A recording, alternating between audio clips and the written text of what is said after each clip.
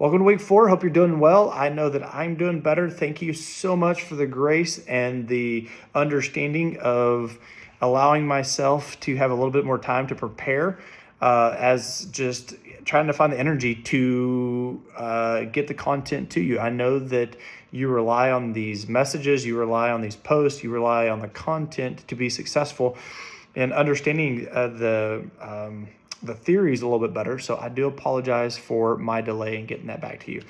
This week, we're going to talk about person-centered therapy as well as Gestalt. I know that in the syllabus, if those of you all that are following along with the syllabus, you may see that we are actually behind. That is on me. I had it in my mind last week that we were going to do 2 theories per, and I had forgotten about the last little subsection in the book, and because of that, we may have to get creative in the way we do content moving forward within week 6, week 7. But in this week, I want to make sure we're continuing to keep pace so that y'all don't get overwhelmed knowing that you don't only have this class, but you have other classes to prepare for along with this semester. So this post is not going to be as in depth or as in length as some of the other ones. I know I've gone 48 to 58 minutes in length, and so I'm going to try to keep this one a little bit shorter. I give you an expectation about what the amount would be, but typically when I do that, I'll even go longer. So person-centered therapy, one of the things we want to know, again, I think the author of the book does a phenomenal job of unpacking these theories and theorists and techniques. And so one of the things that has been helpful for me is to retain great resources. And so regardless of what you find yourself doing, regardless of what you find, the revelation that God's given you in ministry and counseling and whatever it may be, finding good resources that you can hang on to refer back could be a benefit. And I feel like this would be a phenomenal one to add to your library. So person-centered therapy, a lot of times you may hear me talk back and forth of being client-centered, really from the standpoint that is not interchangeable, but it can be, but really it's person-centered. So bear with me by chance if you hear me call it that. But it's non-directive, meaning that it allows the client to lead the conversation and does not attempt to steer the client in any way. So think about that for those of you that might be more prone to directive. And for those of you that you're sitting there thinking, yes, this is exactly what I want, what I've been waiting for, is the idea of allowing the client to steer the ship. Okay. For those of us that fall into that subsection, we may be really, really excited, but I want you to think through, how do you start off a session? How do you do an initial session if you're allowing a client to drive? Because you're going to have those clients that are very, as we would understand as type A, take the ship by the wheel, whatever the expression is. And you're going to find individuals that come in there, and if we are non-directive to some degree, or to a large degree, especially in those initial sessions, then how do you kind of get the ship out in the ocean? So you may want to think about that if this, in fact, is the theory of your choice. But again, person-centered, non-directive, therefore the client actually is the one that gets to lead. The approach rests on this one vital quality, which you'll hear time and time again, and it's unconditional positive regard. So anytime that you hear that verbiage, that terminology, always connect it back to Carl Rogers and his person-centered therapy. This means that the therapist refrains from any judging. Okay, the client for any reason, and providing a source for complete acceptance and support. So are there areas where judging may be necessary or needed? And again, I'm asking these questions not to indoctrinate, but to get you to think. So in this, how could you utilize this if you feel like judging may be a qualifier that needs to be had? Well, Brady, as a believer, do we judge? Well, again, we can judge the fruit. So how does that look if we're working from an integrational formation between Scripture as well as utilizing something as a person-centered therapy? And so you get to determine that. But this idea of acceptance and support, I find that if this is the foundation of not only ministry, but also counseling, it can be crucial. The need of acceptance is at the core of every individual, knowing that God is called the defender, the protector, the redeemer, the counselor, all these different names. And I believe that every name that God reveals himself as speaks to the very core of humanity, right? You may hear the 5 needs of mankind, the 12 needs of mankind. Okay, those are all great. My own personal opinion is every name that God speaks actually correlates to a need of mankind. One of the greatest is this need for acceptance, this need of acceptance. And so in that, when you think about, well, Brady, I plan on accepting everybody that comes through my doors. And that is great to have that premise and think about that. But I know a lot of individuals who will talk about that, but then all of a sudden different populations will reach out to them and then they'll think, oh, I can't work with them. I don't want to work with them. Well, Brady, is that bad? Well, again, it depends upon the dynamic of how we view acceptance. Is there a need of referring out? And through that, I'm accepting them by getting them in touch with individuals that are going to do, that have a little bit more expertise or want to work with that population or whatever that looks like. So in that, what does acceptance look like for you? What does support look like for you? And how would you define that? I remember having a mentor early on that talked about the levels of bondage. And the first level of bondage that he always articulated was the idea that the first level of bondage is how people get in bondage to their definitions. And so much of the time when I'm counseling an individual, I always want to ask them, when they give me a terminology, what does that mean to you?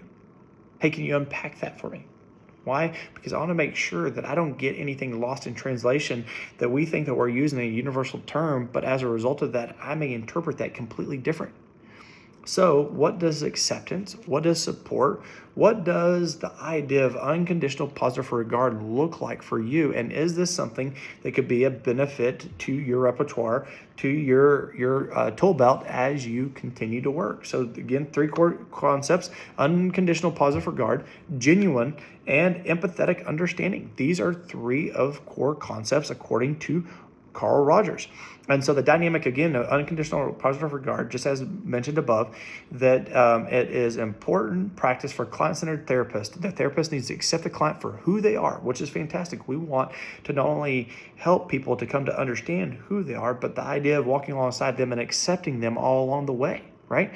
So the idea of accepting them for who they are, but one of the existential crisis orientations is, do they even know who they are? Okay, and provide support and care for no matter what they are going through. Absolutely. Again, that's the reason why we are in the helping profession, is to do this very premise, to help people walk along and provide support and care no matter what they are going through.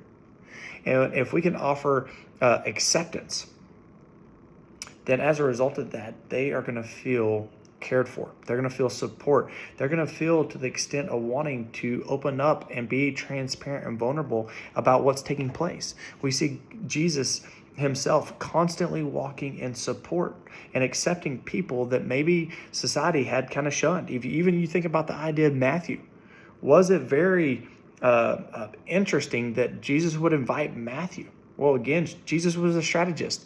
But as a result of that, can you imagine the dynamic of what that caused when all the other disciples thought, you're going to invite Matthew into our group? Boy, I bet that was extremely, extremely interesting. And this is why it's so fascinating as we look at integrational psychology, integration theology, God's word, as well as these theories and theorists, is the idea of understanding that Jesus was the ultimate neurologist. Jesus was the ultimate psychologist. Jesus was the ultimate psychiatrist. He was the ultimate counselor. And so we look to him for resolve.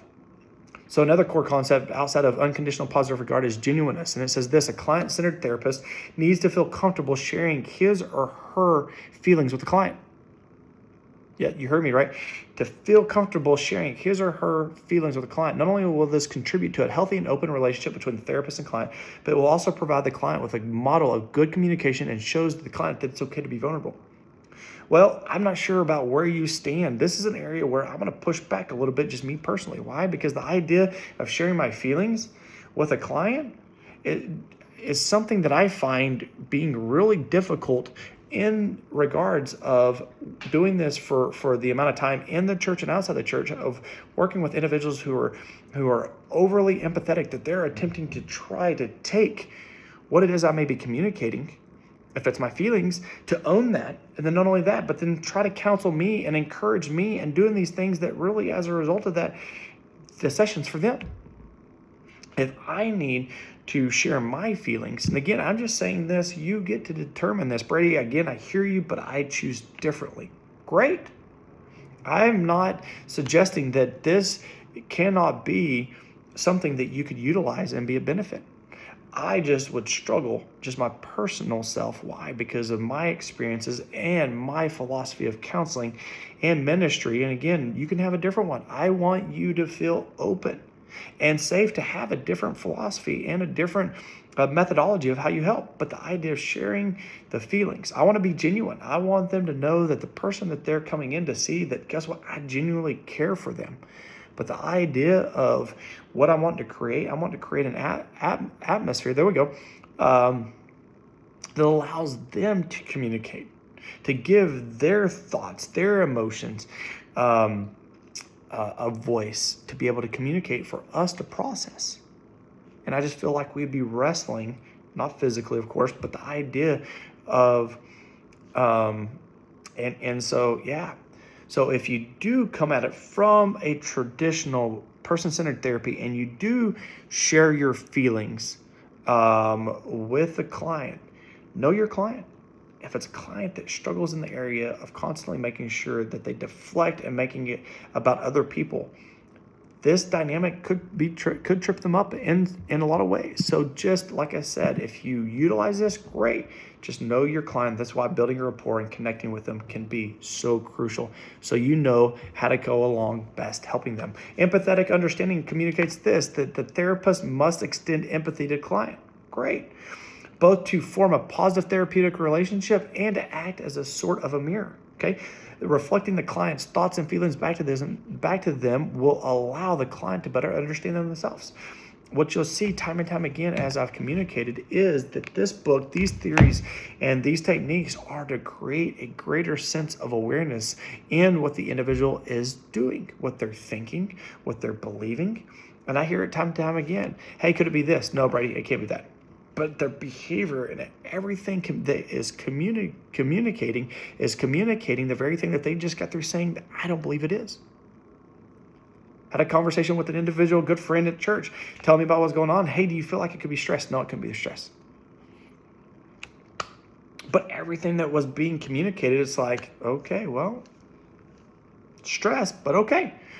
But the idea of extended empathy, to form a therapeutic relationship, empathy is going to be huge.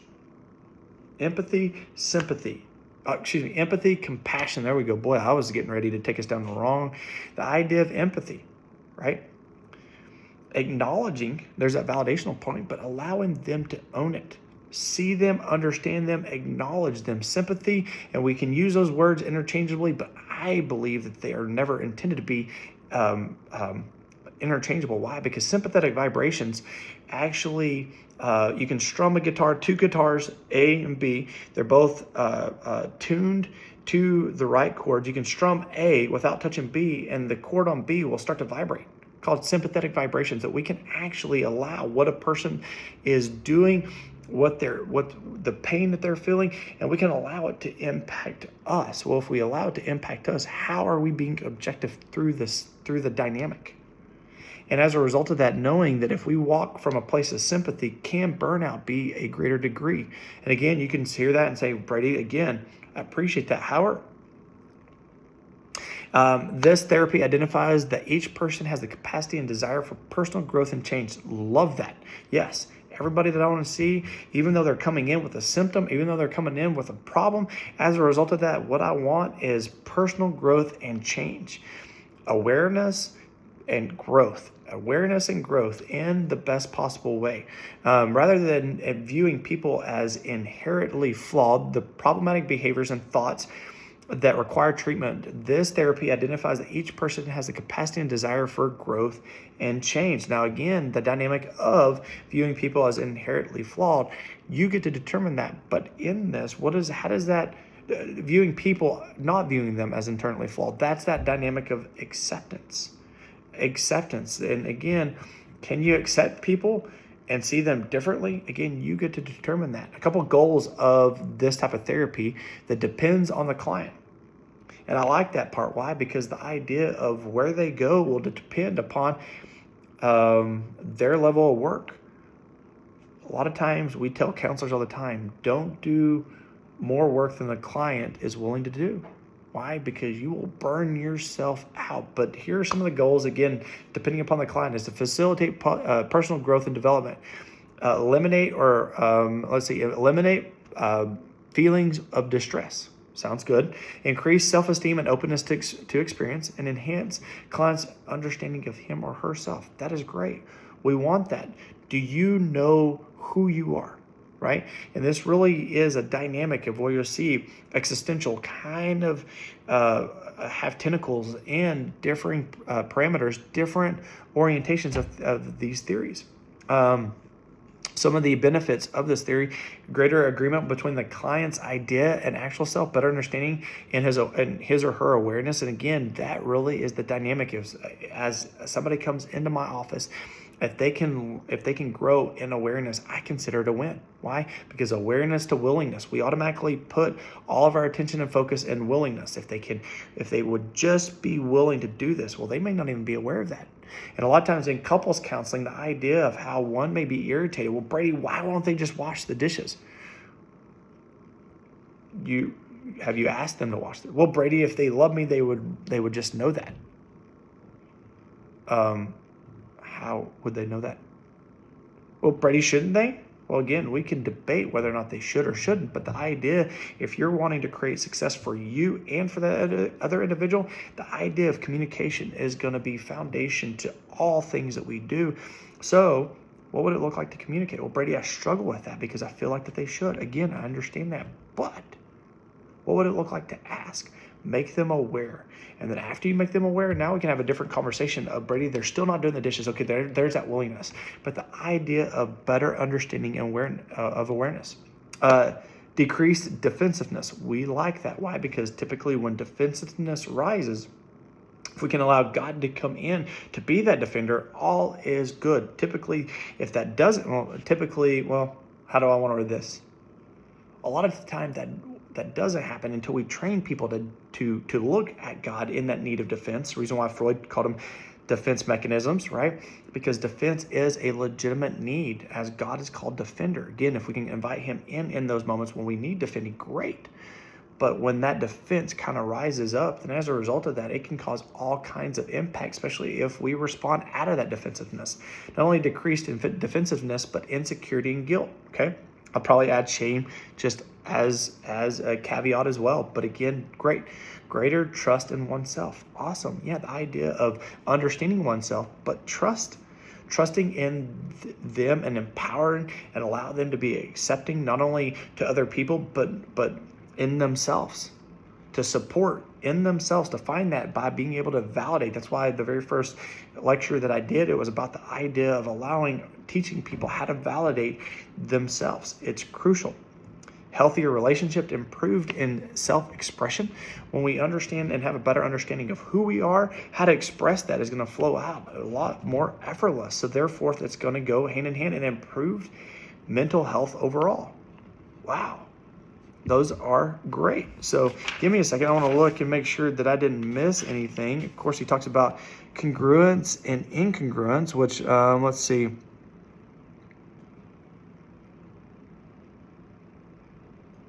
Well, I'll let you kind of read over that a little bit. Okay, I'm not going to spend any time in that. Okay, we talked about empathy, empathetic understanding. We talked about positive regard. Kind of running through this real quick. Okay, so y'all can go in there, and of course y'all are going to read the chapters, so a lot of the things and gaps that I'm creating within this lecture, y'all can actually fill those things in, but we're going to move right into Gestalt, okay? So the dynamic of Gestalt is really, when we look at things like that, again, one of the very first things is what does it mean? It means whole or form, right? And the dynamic of holistic, treating the whole individual. And really from the standpoint, when we understand Genesis 3 and how a disintegration, right? As we think about integrational psychology and what it is that we're doing, taking theology and psychology and theories and being able to assimilate them into one so that we can express that to be able to be an impact to everybody that we interact with. The idea of assessing and impacting the whole is necessary and beneficial. Okay, this form of psychotherapy centers on increasing personal awareness. You're going to see that time and time again. And as a result of that, you can see why I always say that if I can allow an individual to grow in awareness, then as a result of that, that's great. So there's 3 parts to awareness typically when you think about that. It can be linear.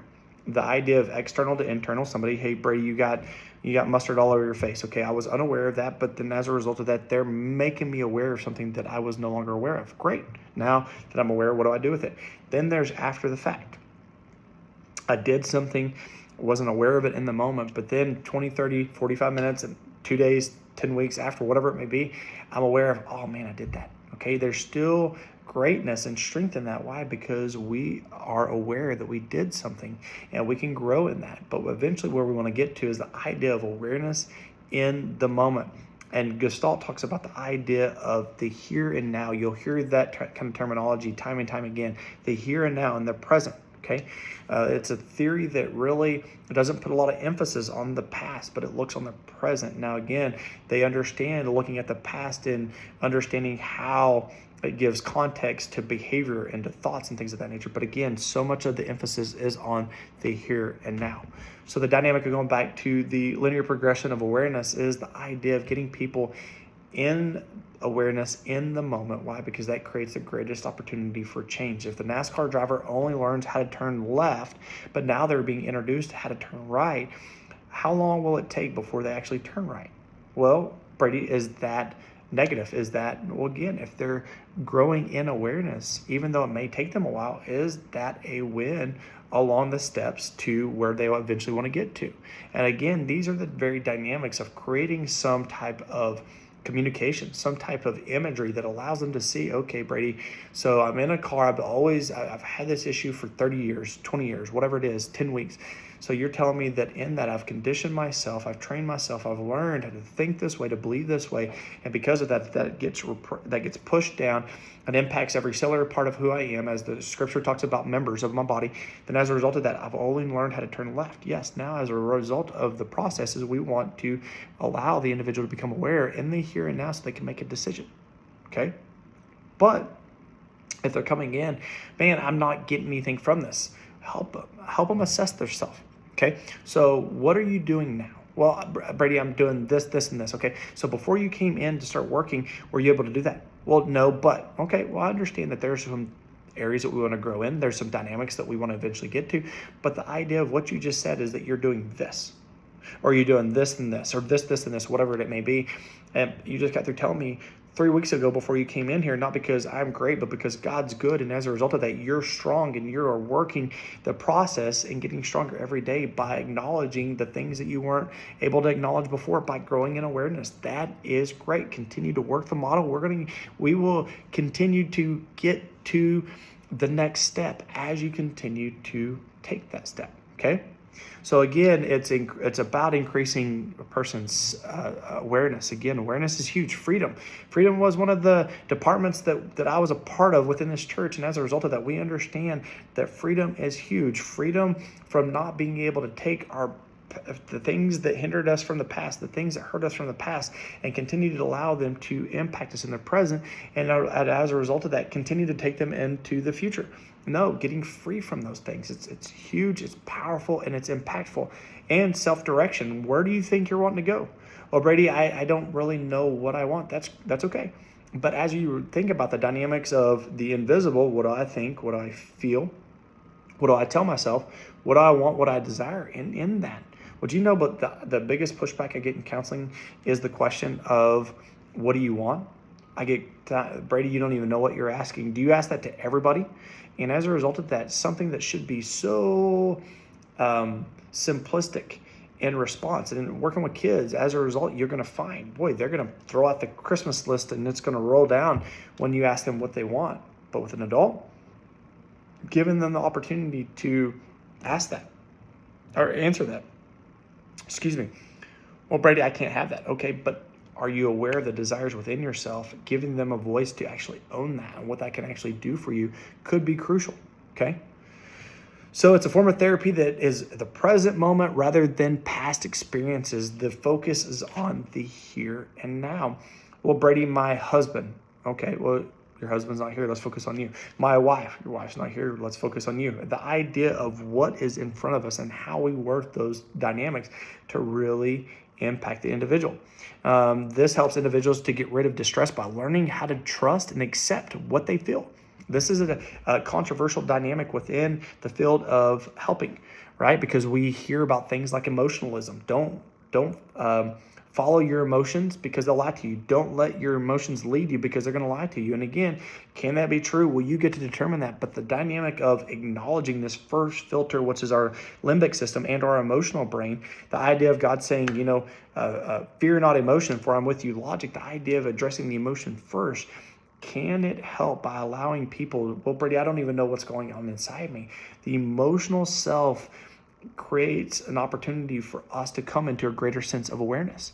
What is one of the most universal languages that creates awareness? Pain. Pain is a universal language to create awareness. You may be doing yard work, not even aware that you're bleeding because you cut yourself because you're so focused. And all of a sudden, one of your kids or some nearby neighbor, oh my goodness, you're bleeding. Do you need a Band-Aid? Oh, I wasn't aware of that. But now that you are aware of that, what is it that you plan on doing? Okay. So the idea of it not only allowing person to grow in awareness and freedom and self-direction puts the focus on the here and now, but helps them to trust and accept what they feel. What do you feel? And a lot of times when people are communicating, so I give them this foundation, kind of a little bit of like what I talked about in the very first lecture with you, ladies and gentlemen. And then I'll say, okay, so in that, based upon the reason why you came, what is it that you're feeling? Well, I feel anxiety, I feel anger, I feel fear, but, and they'll try to, they'll try to deflect why they shouldn't feel that way. And as a result of that, in that very moment, it puts additional pressure upon the body, because in the moment the body is excited about validation to take place.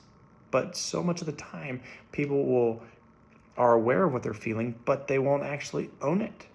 And so allowing them to accept and to trust what they're feeling, so that therefore they can actually acknowledge that, validate that through confession, just as scripture says, if you confess your sins before me, I will forgive you. If you confess your sins to one another, I will heal you. And that's one of the benefits that you, ladies and gentlemen, are going to do as you sit across from individuals, to allow them to confess what's in them.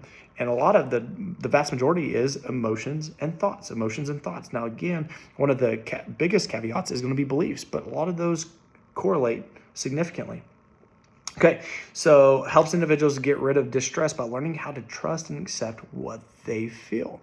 One of the limitations is that, so much of the dynamic is that it doesn't help with psychological effects to hereditary behaviors, okay? Some of the techniques are going to be, the paradoxical change, the here and now, as well as the empty chair.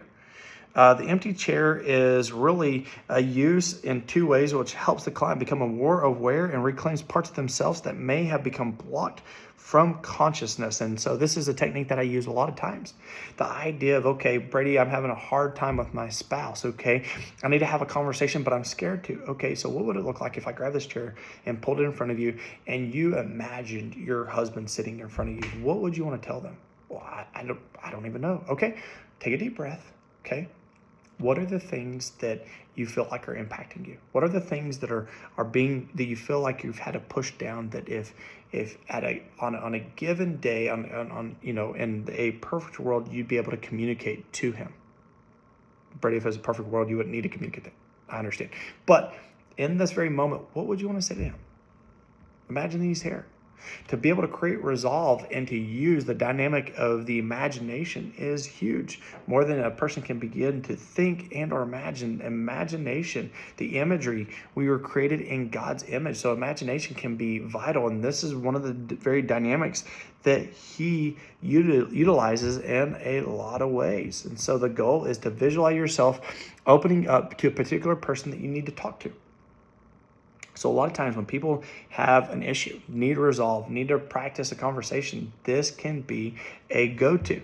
The exaggeration technique, this works by making an individual become aware of underlying issues that could be linked to the present problem.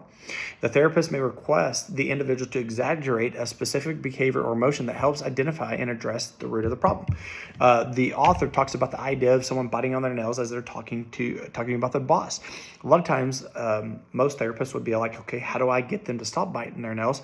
One of the Gestalt therapy techniques is with exaggeration is to encourage them to bite on their nails even more so that therefore it creates awareness to the specific behavior and or problem. Another one's in the here and now, and this enables individuals to appreciate past experiences and how they influence present thoughts and behavior. So there's that part of how the past impacts the present. But again, in Gestalt, they just focus on the here and now. A lot of the life coaching parameters actually stem on this very thing. You think about psychotherapy, really looking at the past and assessing it into the present. Really, a lot of life coaching is not looking at the past, or at least traditional, the way I've seen it or I've been taught, is that they really don't focus on that. They focus on the present and moving forward into futuristic dynamics. So again, they look at how past experiences have influenced present thoughts and behavior.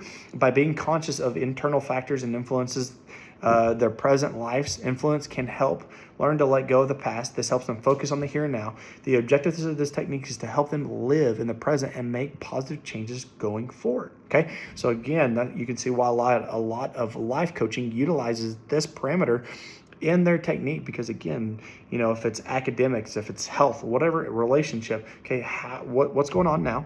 Well, of the past, okay, well, give me some context, understanding, okay, thoughts, behaviors, but again, in this moment and moving forward. And as a result of that, the last one we're going to talk about is this paradoxical change.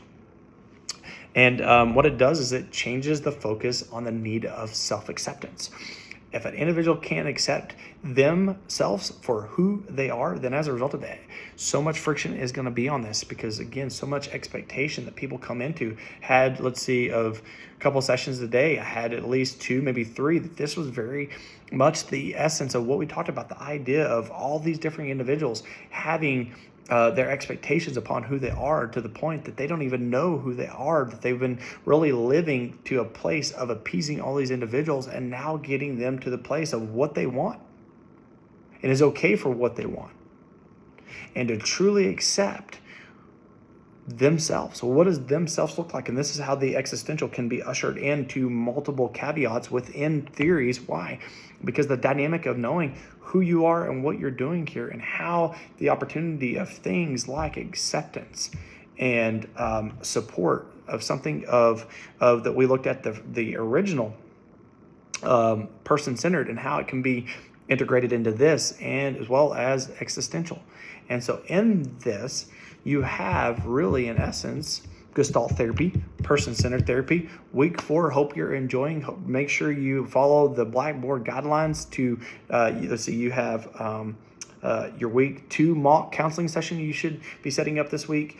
Sunday, you have your mock 1 counseling reflection paper due. That's due by Sunday. Make sure you answer the week 4 discussion board. For those of y'all that did not get a response from me in week 3, I do apologize. I thought that I'd have enough energy to be able to do that and have the content. As a result of that, it was a colossal fail on both. So if you didn't get responded on Blackboard on week 3, please accept my apology. I so thoroughly love reading your post, want to hear from you. You have a voice. You are powerful. You are helpful in the process of being able to take what it is that you're learning and putting it on there. So if you didn't get a post from me, please accept my deepest apologies. I will make sure that happens this week. Again, last week just didn't have it in me, not feeling 100%. So again, I apologize. No excuse for not feeling well. I will make sure that we get that done this week. So week 4, here we go. Person-centered, Gestalt. Hope you're having a great week. I look forward to getting to see you and your thoughts in Blackboard. Week 3, have a great week. Bye-bye.